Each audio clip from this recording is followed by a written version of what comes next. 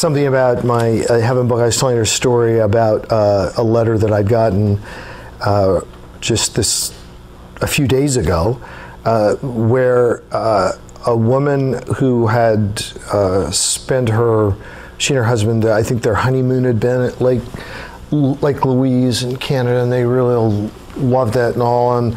But then they were at Lake Louise, and he was reading my Heaven book, and he had a heart attack, and he died. And then, so she thought, well, I should, read this book. And so she's reading the book, and then it said whatever the page number was, and I'm just saying maybe it was page 274, but all it said was page 274. So that's the subject line of the email. And so then I'm reading it, and I'm talking about, since we know there's going to be a new earth, there's going to be a new Jerusalem.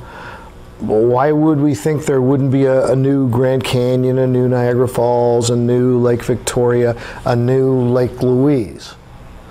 And so I said, Lake Louise. And she said, this is like God was just speaking to me. This was why did you choose, Lake Louise? And I think the reason I did is just for her, and God, and that book came out 13 years ago.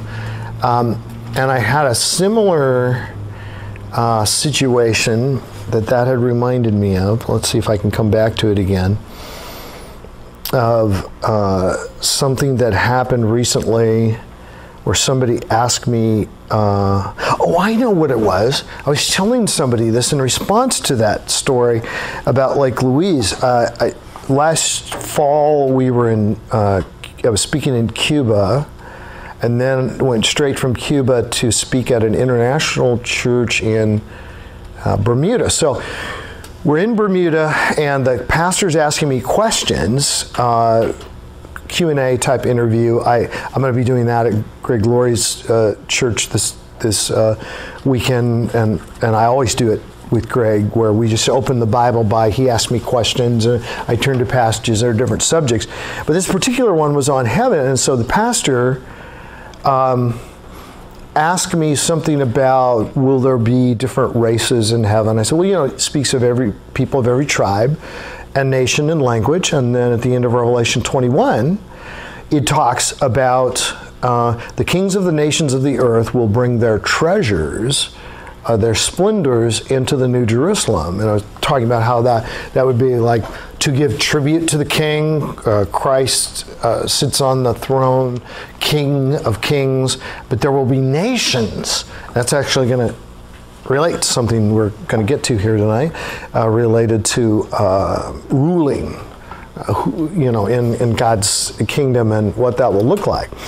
And so I made the comment, so we'll sit down at great feasts that Jesus said, we'll eat and drink together.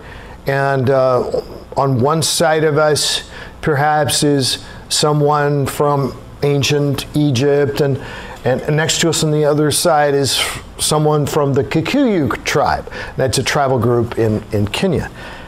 And immediately somebody went, it was like, whoa, what's that? And I looked over, and I could see in very colorful African garb over on this side a couple, and I just immediately knew they're Kikuyu. And they came up to me afterwards and said, we're Kikuyu. How did you know? Because if you look it up, it's one out of however many thousands of people on the planet there would be, and it's a church of 400 or 500 in Bermuda, and it's in Bermuda. It's not in Kenya. So it's fun when the Lord does that. I had no idea why I said it. We'd been in Kenya, and I met some Kikuyu people, but I've met people from many tribes and many places. So.